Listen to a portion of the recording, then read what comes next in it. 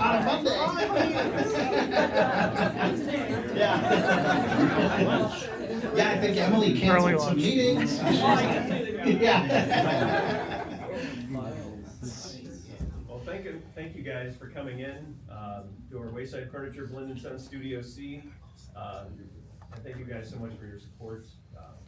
As Guitar Club members, we can't thank you guys enough. You really do make up the bulk of what keeps this radio station going each and every day. So we have an opportunity to give you guys an exclusive experience.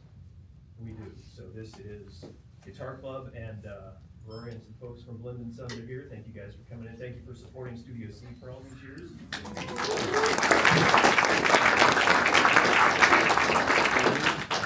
Linda in the room? Any Wayside reps in here? There, Teresa back there. So, yeah, thank you guys. Yeah, thank you. Yeah, wanted to say happy Thanksgiving for those of you that we haven't seen. We had the Happy Fits in here last Monday. So I've seen some of you, but happy holidays, Merry Christmas, Happy Hanukkah, Kwanzaa. Amen. Chris Mahana Kwanzaa. That's my favorite. So thank you guys so much for supporting what we do here at the Summit and allowing us to be able to do that each and every single day. And we are super excited to have Aaron Burr, sir.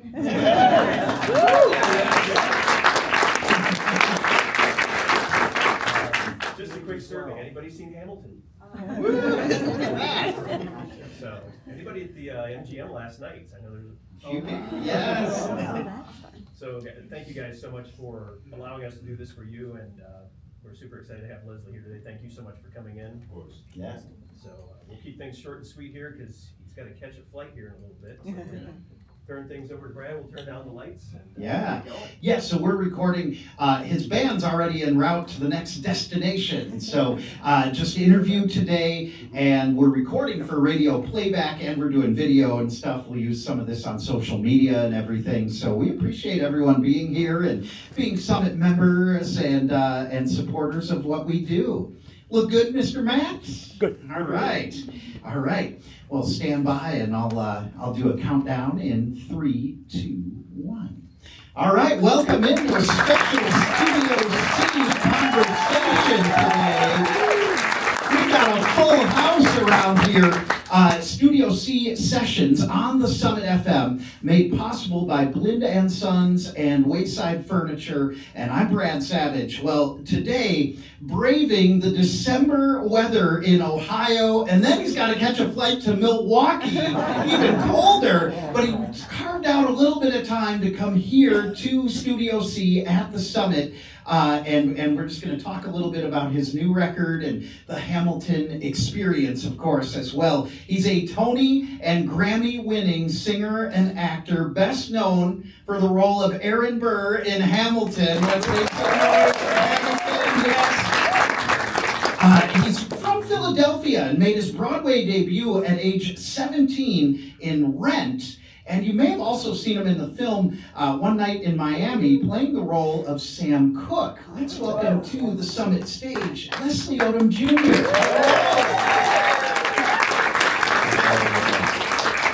Oh man, well, so welcome to Ohio in December. That's great. Loving it. How was the show you were last night out at MGM Northfield Park? Fantastic. We had a great group of people, and we perform at a variety of types of venues, and most of the venues that we do are theaters and performing arts centers. So every now and again when we get a rock venue like that, we get a rock hall, it's a lot of fun because we get to let the show rip in a different kind of way. It's Christmas music, but we rock out in it. Nice, yes. Yeah, so tell us about this tour that you're on. How many cities, and I guess you're off to Milwaukee next year. That's right. I should know how many cities. I mean, it's probably, I think it's about 20 dates that we do. We squeeze as many dates as we can between Thanksgiving and Christmas, and It's the second year that we're doing it. We're going to do it again next year. We're already getting booked places, but it's great fun.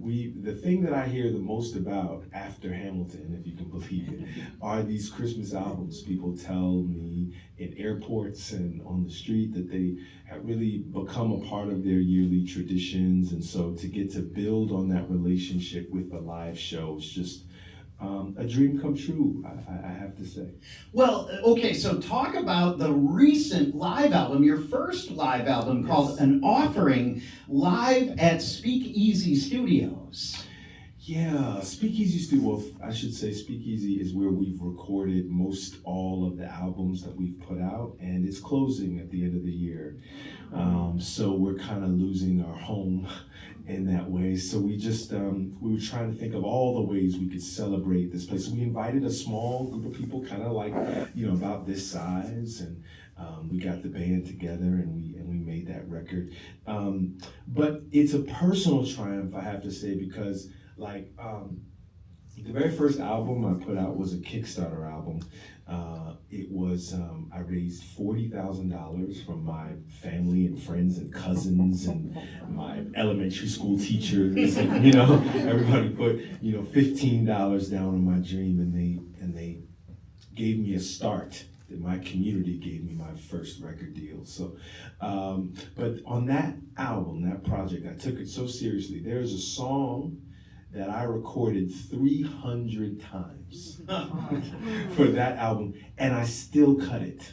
I didn't put it on the record. So that's what it used to take for me to be good enough for myself.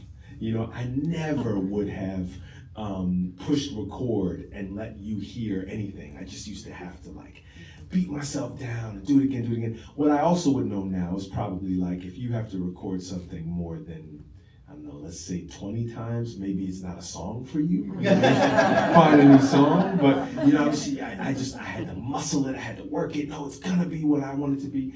And so yeah, it's the fact that I have grown, personally to a place that I will allow myself to be that vulnerable is I don't know, it's just it's very meaningful to me because I just was never that comfortable with my own voice. Sure. Yeah. Yeah.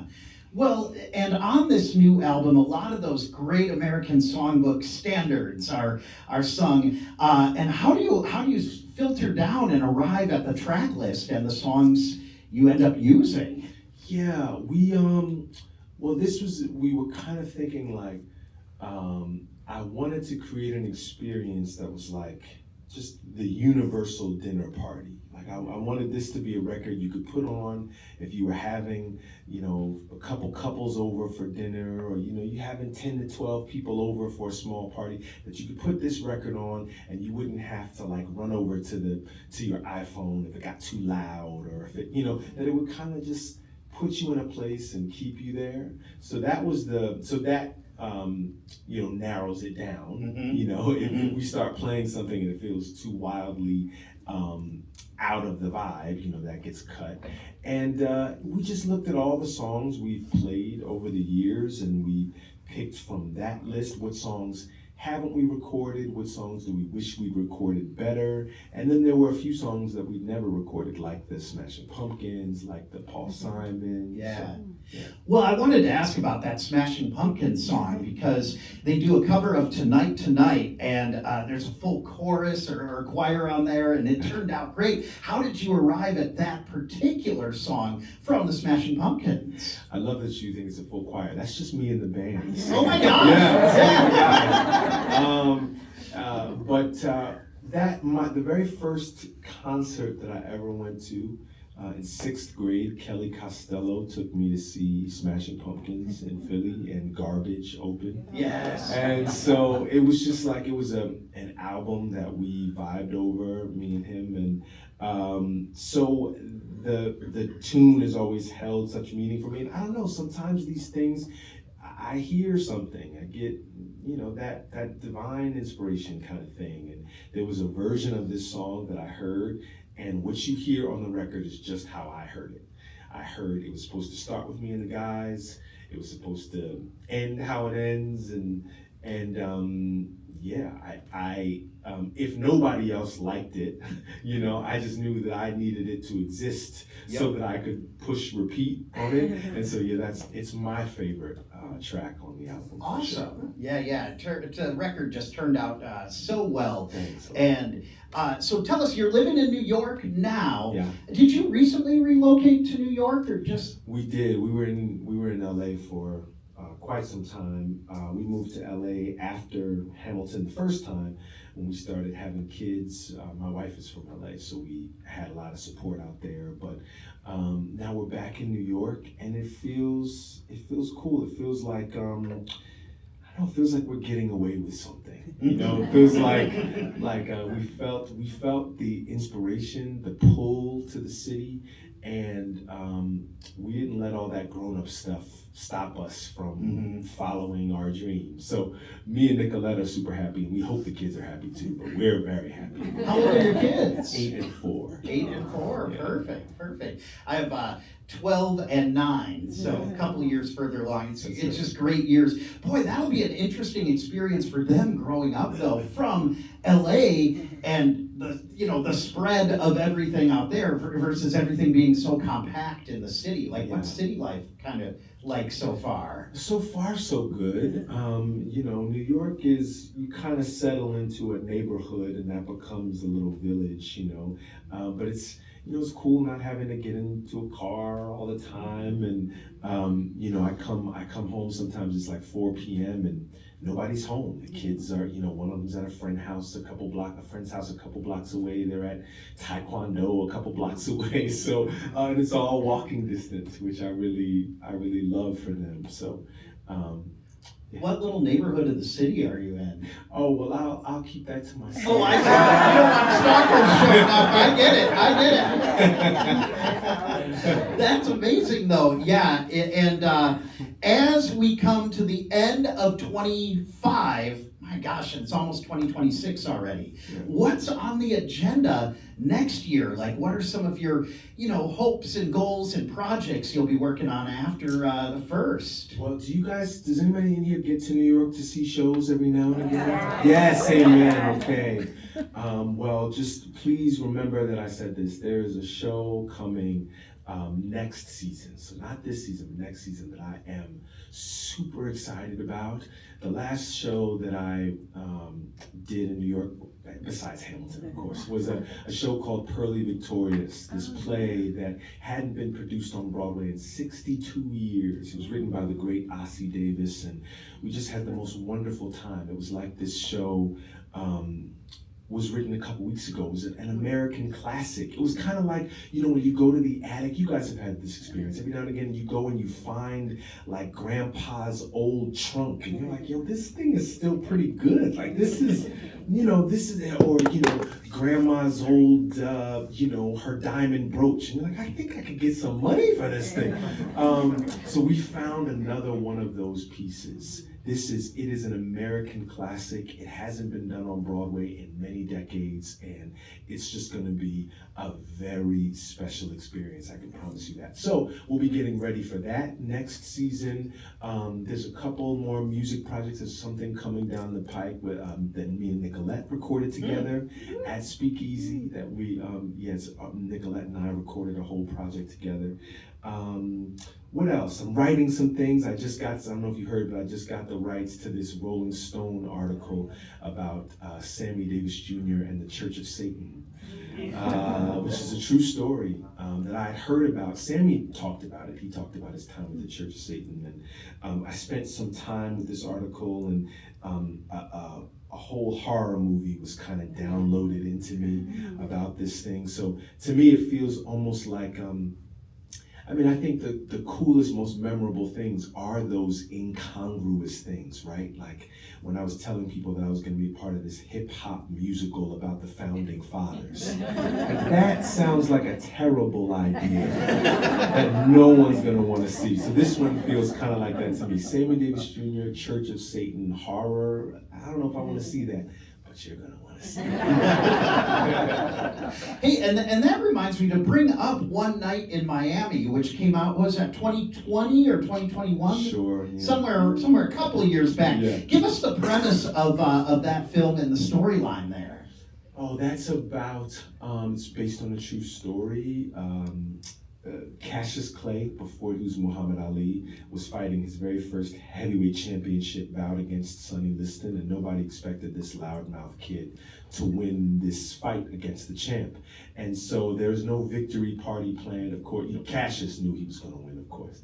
And so after this fight, after this major upset, he spent the evening palling around in the black motel in the black section of town in Miami with his three closest friends at the time, who just happened to be Malcolm X, Jim Brown, and Sam Cooke. And we know that this happened because the CIA was following Malcolm and keeping copious notes about where he was at every moment.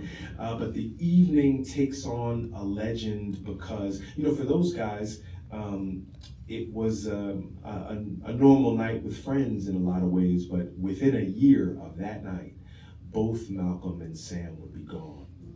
And so, it's that thing of, you go back in time, oh my God, they were together that night. What did they talk about? What was that? What must that night have been like? And so in his Academy Award nominated script, Kent Powers supposes what these men might have talked about and how they might have bounced off each other. It's directed by the great Regina King. The cast is incredible. It was just a wonderful experience. Well, if you're just joining us on the Summit FM, it's a Studio C conversation with our guest, Leslie Odom Jr., and I'm Brad Savage here. We've got a full house of Summit members and Red Guitar members in the studio as we record this conversation. And Leslie, I gotta bring up the cultural phenomenon that is Hamilton. So how do you feel today about being such a central part of such an iconic piece of work? Just, blessed. So blessed. I have a young friend right in the front row. How old are you? I'm 10. He's 10, 10. right? Yep. What's your name? Anderson. Thanks for bringing him. I was just a little older than Anderson when a show came out that rocked my world. It was a show called Rent that came out. And I was about 13 when I found my way to that show, and my favorite quote about art and artists is that an artist spends their entire life trying to get back to the place where their heart was first opened up. And that's the show that opened my heart, and I didn't know that I had been waiting all these years to feel that again, but my first experience of Hamilton the musical was like a lot of you. I was in a small room like this in Poughkeepsie, New York, of all places. They were doing the very first reading of the Hamilton mixtape. And I scored a seat like this, and I saw the very first reading of this thing. And it's what falling in love feels like. It just was the boldest, freshest, most exciting piece of theater I'd seen in 20 years. And so I had no idea in a million years that I would end up in the show, but I remember when Wait For It finished, the thought that crossed my mind like a lightning bolt was, well, whomever gets to sing that song 8 shows a week is going to be a very lucky actor. And I was right.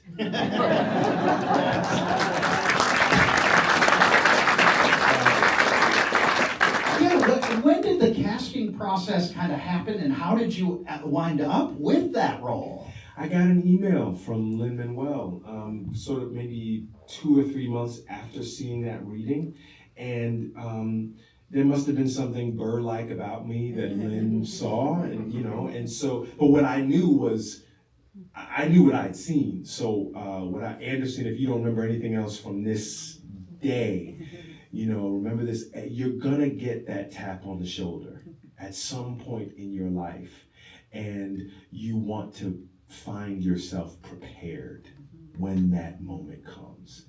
You don't know when that's gonna happen, but when I got that email from Lin-Manuel, I prepared like I'd never prepared before, and I wanted him to know by his experience of me in that room how I felt about his work. I didn't want to corner him on the side and tell him, I just love this piece, and I just want to be a part of it. I wanted to show him, the way that I took his material in and assimilated it and worked it into my body and let it filter through my instrument. I wanted him to know that I loved this piece and he was never going to find anybody who loved it more than I. When did you realize that it was really turning into such a thing that it was really going to take off? Somewhere off Broadway, probably. There were these famous types that started showing up, and we were just, doing an off-Broadway play, and certainly, tickets were scarce and all that stuff. So, what we did know is, during the process of making it, I didn't know. There are brilliant shows every year that just, don't catch a wave, don't catch a moment. Lots of times you're in something off Broadway that you think is just, the best thing since sliced bread, and you can't get your mom to come see it. I'm not really into it. So yeah, this was certainly a first, being a part of something that people were fighting to get into. When I just rejoined the show for 12 weeks as part of the 10-year anniversary, and I had to take that in every morning, every day when I got to drive up to the theater and see this line down the block of people, wanting to get inside the building to see a piece of theater. It's like, it just doesn't happen very often. And so, man, did I take that in and let it satiate. I let that memory inside so that it'll last me, because I don't know when it'll happen again. Well, hopefully next season.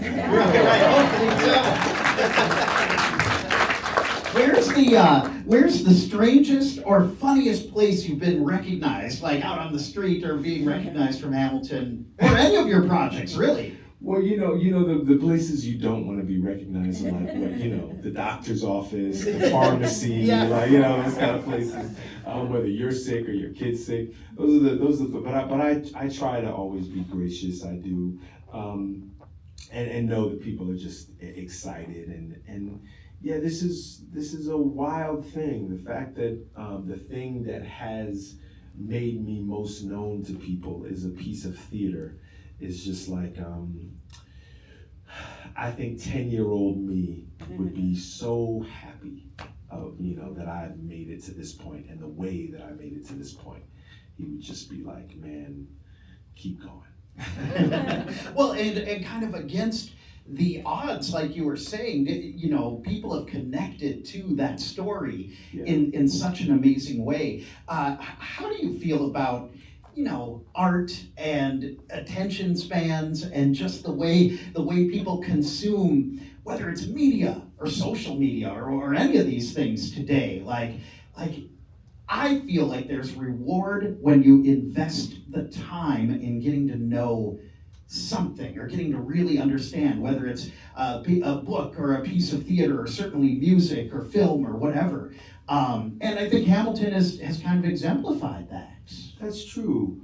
Well, and it's just changing and evolving, and that from what I see, the young people, it's not that they don't invest the time, right? Because they spend the time with their favorite streamers.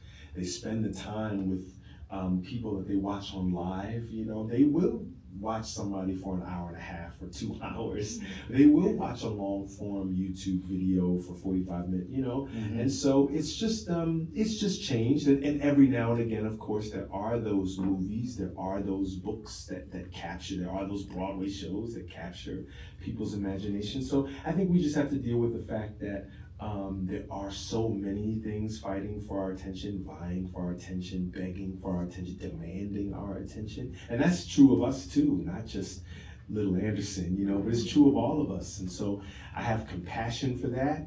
And as an artist and as a creator, I just try to reckon with that. I try to deal with that. Fold it in, to the way that I create.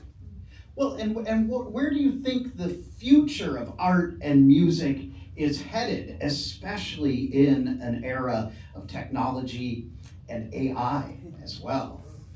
It's headed to where it's always been headed. I just think that there's always going to be creators. There's always going to be iconoclasts and people leading a resistance, and people making art in small spaces, big spaces, abandoned spaces, on the street, at home, in lofts. Like, it's just, people are going to create. Human beings are going to tell stories about what it means to be human to other humans. Good to see you. And I just think that that's going to happen always, and I'll be there. I'll be there. Not always on stage. Most of my experience with art is in the audience, like you guys too. So I'll be there, waiting to see the stories being told, and yeah, I'm hopeful. I'm optimistic. Yeah.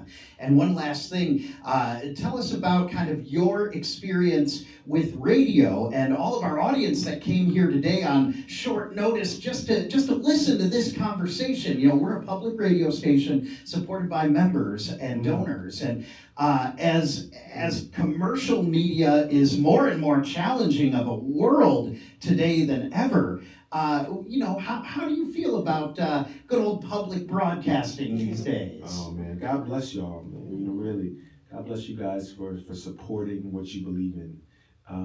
I want to live a life that exemplifies this very thing. I want to be just like you.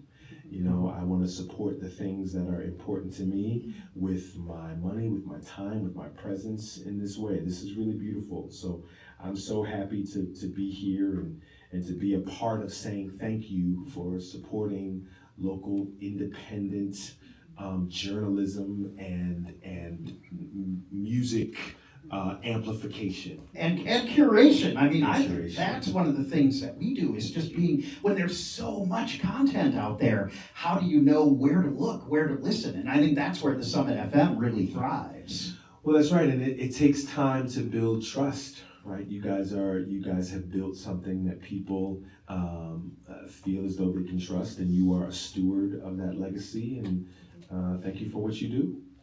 Very nice.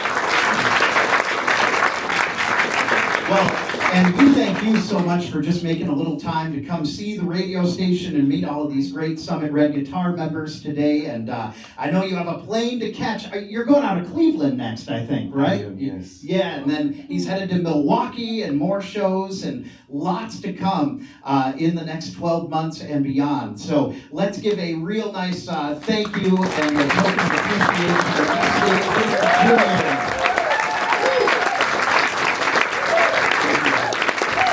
Thank you so much, everybody, for coming. And I think we'll kind of just hang up front here. Hopefully, I don't know if you have time to say hi to everybody, but maybe just a couple quick tips. Sure. Yeah, What time is it? it's 11:30.